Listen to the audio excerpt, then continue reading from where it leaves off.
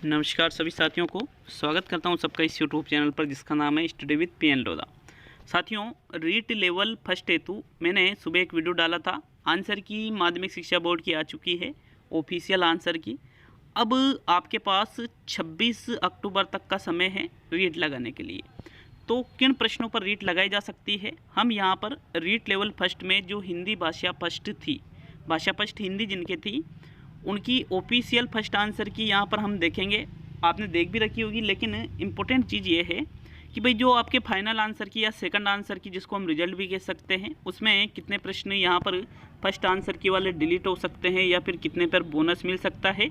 यहाँ पर साइकोलॉजी की तो बात हम कर चुके थे। अब भाषा first Hindi REET level first की बात है। अभी सेकंड वालों के लिए मैंने कुछ भी नहीं डाला है। बहुत ज़्यादा कॉल आने के कारण मैं कॉल अटेंड नहीं कर पा रहा हूँ साथियों। एक और चीज़ ये है कि भाई किन प्रश्नों पर जो प्रूफ है, प्रूफ मैं शाम को सभी को बता दूंगा कि भाई प्रूफ कहाँ से आप प्राप्त कर सकते हो रीट लगाने के लिए। रीट लगाने की क्या प्रोसेस रहेगी ये भी मैं आपको शाम को बता दूंगा। उसके पहले आज जो दिन भर लेवल 1 के लिए, लेवल 2 के लिए मैं बताने वाला हूँ कि भाई कौन से प्रश्नों में कहाँ पर रीट लग सकती है। ठीक है, तो चलिए शुरू करते हैं इस वीडियो को। तो देखिए, भाषा फर्स्ट हिंदी है, सीरीज कोड है आपके इसमें के। ठीक है, 30 प्रश्नों के ही उत्तर बताने वाला हूं आंसर की सहित। आंसर की मैं जो दे रखा है वही बताऊंगा जो माध्यमिक शिक्षा बोर्ड अजमेर ने माने हैं। अब यहाँ पर बात ये रहेगी कि भाई कहाँ पर कैसे रीट लग सकती है। तो चलिए शुरू करते हैं। 31वां जो क्वेश्चन है आपके, इसमें आपसे पूछा जा रहा है कि मुहावरे के प्रयोग से बने वाक्य का सही विकल्प चुनिए। इस प्रश्न में जब मैंने आंसर की डाली थी तो सी वाला विकल्प ही बताया था। दोनों भाई खेत के स्वामित्व के लिए लाल पीले हो रहे थे। यही मुहावरे के प्रयोग से बने वाक्य का सही विकल्प है। इसमें कोई चेंजेस नहीं होगा, कोई रीट नहीं लगेगी साथियों, ना ही कोई बोनस मिलने वाला है। नेक्स्ट 32वां क्वेश्चन है, हिंदी भाषा में वाक्य के मनुष्य अंग होते हैं। तो भाई मनुष्य अंग नहीं, मुख्य अंग होना चाहिए था। यहाँ पर मिस टाइपिंग है, तो हो सकता है कि भाई इसमें देखो दो ही मान्य हैं और दो ही होते हैं, लेकिन मुख्य अंग होते हैं वो। तो एक ये प्रश्न है जिसमें हम ये कह सकते हैं कि भाई यहाँ पर मनुष्य नहीं मुख्य अंग होने चाहिए, तब यहाँ पर आप दो मान सकते थे। लेकिन मनुष्य अंग क्या होते हैं, कोई हमें बता सकता है? अगर बता सकता है तो नीचे कमेंट में ज़रूर करिएगा। तो एक ये 32वां प्रश्न है जिस पर बोनस दिया जा सकता है। इस पर अगर आप रीट लगाते हो तो बिल्कुल इस पर बोनस दिया जा सकता है। इसके लिए कोई प्रूफ की आवश्यकता नहीं है, क्योंकि यहाँ पर हमको ये बताना है कि मनुष्य अंग क्या होते हैं, ये ही हमको रीट में बताना है साथियों। मनुष्य अंग नहीं मुख्य अंग होना चाहिए, इसलिए इस क्वेश्चन को डिलीट किया जाना चाहिए। नेक्स्ट 33वां प्रश्न है, खुद श्रीमान बैंगन खाए औरों को प्रेज बताए लोकोक्ति का सही अर्थ है। तो 33वां जो क्वेश्चन है, इसमें केवल दूसरों को सलाह देना लेकिन उसे व्यवहार में न लाना, यही सही बताया गया था और इसको ही सही माना गया है। तो इसमें भी कोई बोनस नहीं मिलेगा, ना ही कोई रीट लगेगी, तो भी कोई चेंजेस नहीं होगा साथियों। चलिए आगे बढ़ेंगे 34वें प्रश्न पर।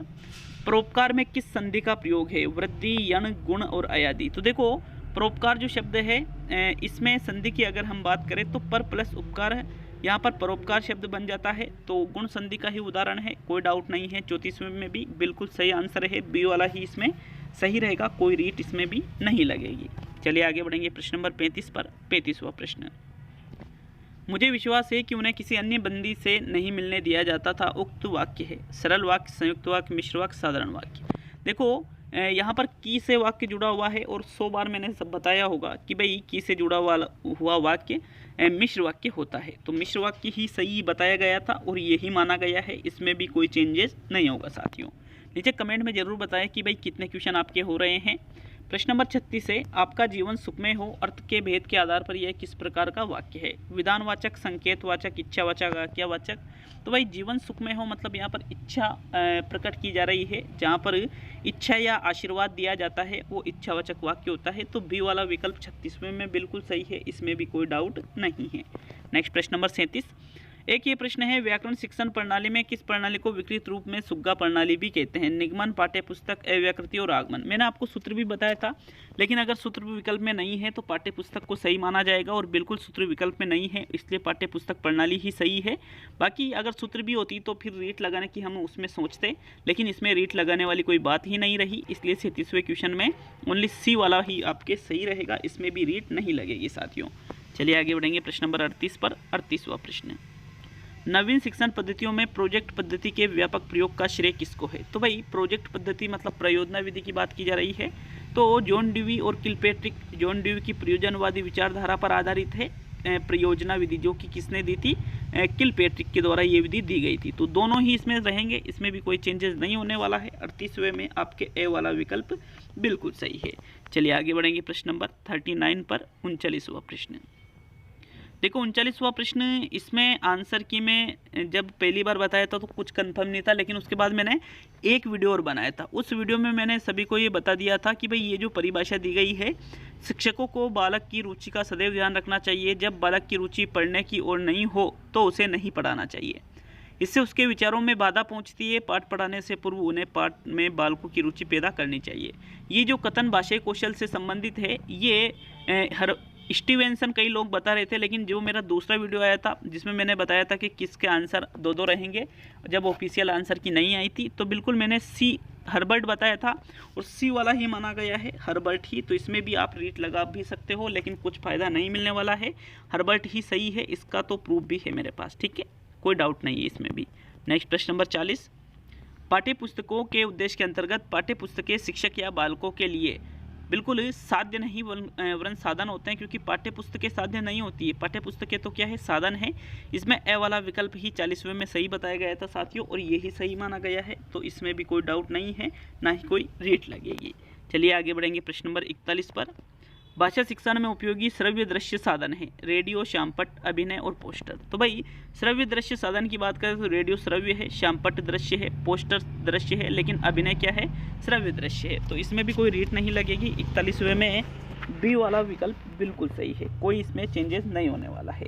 नेक्स्ट प्रश्न नंबर 42, निम्न में से कौन सी बोलने की योग्यता है, शुद्ध वर्तनी, श्रुतलेख, सुलेख, आशुभाषण। तो भाई बोलने की योग्यता की अगर हम बात करें तो बिल्कुल यहाँ पर आशुभाषण बताया गया था कि आशुभाषण भाषण से संबंधित है, जिसमें तत्काल किसी टॉपिक पर भाषण देना होता है। इसमें भी कोई चेंजेस नहीं होने वाला है साथियों। 42वें में डी वाला विकल्प बताया था और यही सही माना जाएगा, इसमें भी कोई रीट नहीं लगेगी। चलिए 43वां क्वेश्चन, रेडियो अधिगम सामग्री है। तो भाई रेडियो एक श्रव्य अधिगम सामग्री है, सी वाला ही बताया था, इजी क्वेश्चन है, कोई डाउट इसमें भी नहीं है, इसमें भी कोई रीट नहीं लगने वाली है। तो 43वें में सी वाला विकल्प बिल्कुल सही है। नेक्स्ट प्रश्न नंबर 44, ध्वनि, शब्द एवं वाक्य रचना का ज्ञान देना हिंदी शिक्षण का कौन सा उद्देश्य है, कौशलात्मक, रसात्मक, सृजनात्मक, ज्ञानात्मक। भाई ज्ञान देना की बात की जा रही है, और जहाँ पर ज्ञान देने की बात की जाती है वहाँ पर ज्ञानात्मक उद्देश्य की पूर्ति होती है। तो बिल्कुल यही बताया गया था डी वाला, और इसमें भी कोई चेंजेस नहीं होने वाला है। 44 में डी वाला विकल्प ही सही है। नेक्स्ट प्रश्न नंबर 45, ये देखिए, अभी इस क्वेश्चन में बहुत सारे कोचिंग्स वाले अलग अलग आंसर बता रहे थे, लेकिन मैंने यहाँ पर क्या बताया था, एक बार प्रश्न देख लेते हैं। शिक्षक श्यामपट्ट, कॉपी या स्लेट पर अक्षरों को लिख देता है और छात्रों को कहता है कि इन अक्षरों को देखकर उनके नीचे स्वयं उसी प्रकार अक्षर बनाए, यह विधि है पेस्टोलॉजी, मोंटेसरी अनुकरण, जेकार्ट। तो भाई इस विधि में मतलब ये जो विधि की बात की जा रही है, लोग इसमें जेकार्ट बता रहे थे, लेकिन मैंने आंसर बताया था अनुकरण, जो कि आपके कौन सा प्रश्न है, ये 45वां। 45वें में मैंने अनुकरण विधि ही बताया था, पहले भी अनुकरण बताया था। अगर मेरा वीडियो आपने पहले देख रखा है तो बिल्कुल अब भी वो यूट्यूब पर उपलब्ध है, तो वो अनुकरण विधि ही उसका सही आंसर माना जाएगा। बी वाला विकल्प इसमें सही है प्रश्न नंबर 45 में।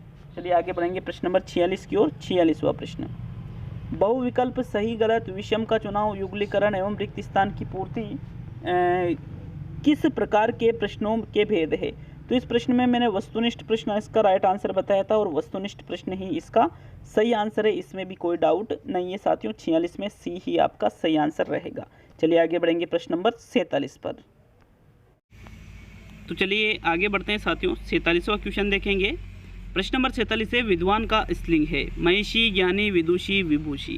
भाई विद्वान का स्त्रीलिंग होता है विदुषी, यही बताया था आपके प्रश्न नंबर 47 में बी वाला विकल्प। इसमें भी कोई चेंजेस नहीं होने वाला है, बी वाला विकल्प ही इसमें सही है और यही माना गया है। नेक्स्ट प्रश्न नंबर 48, एक वचन बहुवचन का सही युग्म है। तो भाई पुरुष का पुरुषों होना चाहिए, पुरुषों नहीं होना चाहिए, ये गलत हो गया। बहुत सारे लोगों ने इसमें ढंग से देखा नहीं था। यहाँ पर पुस्तक का पुस्तकें बिल्कुल सही दे रखा है। 48वें में बी वाला विकल्प बिल्कुल सही है साथियों। नेक्स्ट आगे बढ़ेंगे, इसमें भी कोई चेंजेस नहीं होने वाला है।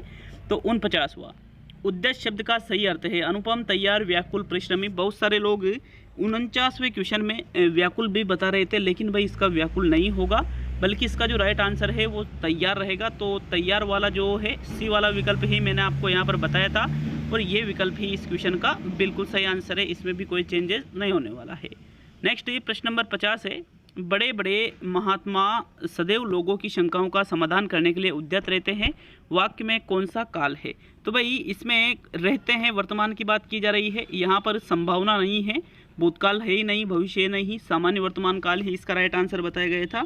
तो 49वें में आपके डी वाला विकल्प ही सही है और यही आंसर की मैं बताया था मैंने जब मैंने पहली आंसर की डाली थी। तो इसमें अभी तक एक भी प्रश्न में कोई चेंजेस नहीं होने वाला है साथियों, बाकी वो मनुष्य अंग वाले में बोनस मिल जाएगा। नेक्स्ट प्रश्न नंबर 51 है, जिस समास में सामसिक पद के दोनों पदों में विशेषण विशेष या उपमेय उपमान का संबंध हो वह है? द्विगु, द्वंद्व, बहुब्रीहि, क्रमधारय। तो बिल्कुल जी हाँ, उपमेय उपमान विशेषण विशेष की बात की जा रही है, तो क्रमधारय समास ही है, इसमें भी कोई डाउट नहीं है, कोई चेंजेस प्रश्न नंबर 51 में भी नहीं होगा। तो सी वाला विकल्प आपके 51वें में सही है। नेक्स्ट प्रश्न नंबर 52, डॉक्टर चंद्रा अदम्य साहस की धनी थी, वाक्य में रेखांकित शब्द में विशेषण है? परिमाणवाचक, संकेतवाचक, व्यक्तिवाचक, गुणवाचक। तो भाई अदम्य साहस की धनी थी आरबीएससी की किताब में से ही उदाहरण लिया गया है, कोई डाउट नहीं है, गुणवाचक विशेषण सही है। अगर आप समझ रहे हो कि इसमें बोनस मिलेगा तो नहीं मिलने वाला है, इसका राइट आंसर बिल्कुल डी है, यही माना गया है, कोई चेंजेज इसमें भी नहीं होगा साथियों। तो चलिए आगे बढ़ेंगे प्रश्न नंबर 53 पर।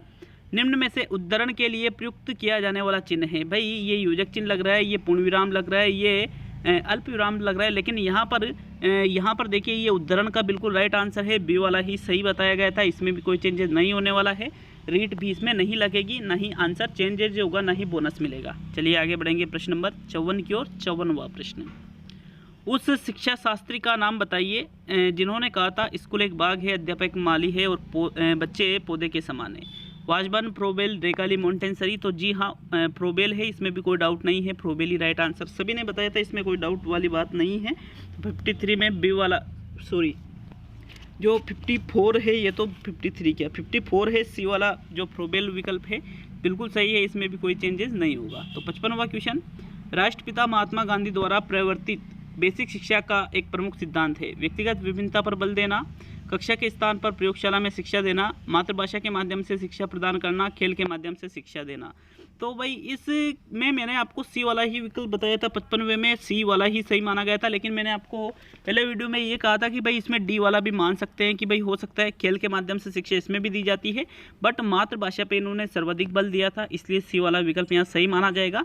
इस प्रश्न पर रीट लगाई जा सकती है, इसमें डी वाला विकल्प भी सही माना जा सकता है साथियों, रीट लगाई जा सकती है, क्योंकि जो बेसिक शिक्षा है उसमें हम बता सकते हैं कि भाई खेल के माध्यम से भी इसमें शिक्षा दी जाती है। हालांकि मातृभाषा इसका बेस्ट विकल्प था, यही सही माना गया है। अगर आप चाहो कि इस पर रीट लगाई जाए तो बिल्कुल कमेंट में 55वें प्रश्न के लिए नीचे कमेंट जरूर करिएगा। नेक्स्ट आगे बढ़ेंगे 56वें प्रश्न की ओर। देश शब्द का पर्यायवाची है? तो देश शब्द का वास्तव नहीं है, सदन नहीं है, अटवी नहीं है, राष्ट्र है, कोई डाउट नहीं है, बिल्कुल डी वाला विकल्प इसमें प्रश्न नंबर 56 में आपके सही है। कौन सा? डी वाला चौथा विकल्प, कोई कन्फ्यूजन वाली बात नहीं है। 55वें प्रश्न के लिए नीचे कमेंट जरूर करिएगा। प्रश्न नंबर 57 है, उत्तम का विलोम है? अगम, उच्च, अदम और अज्ञ। तो भाई उत्तम का अदम ही होता है, इसमें बी वाला विकल्प आपके 57 में सही है। नेक्स्ट आगे बढ़ेंगे प्रश्न नंबर 58 पर। 58वां प्रश्न, अपने हित के लिए किया गया कार्य वाक्यांश के लिए एक शब्द है? परोपकार, स्वार्थ, दूरदर्शी, अक्षम्य। तो अक्षम्य मतलब जिसे क्षमा न किया जा सके। स्वार्थ का मतलब होता है अपने हित किया गया कार्य, बिल्कुल सी वाला विकल्प आपके 58 में सही बताया गया था। परोपकार दूसरों के हित के लिए किया जाता है, और दूरदर्शी मतलब दूर की सोच रखने वाला होता है, तो यहाँ पर दूर की चीज़ों को देखने वाला दूरदर्शी एक तरह से कह सकते हैं। तो सी वाला विकल्प ही सही है, इसमें भी कोई रीट नहीं लगेगी।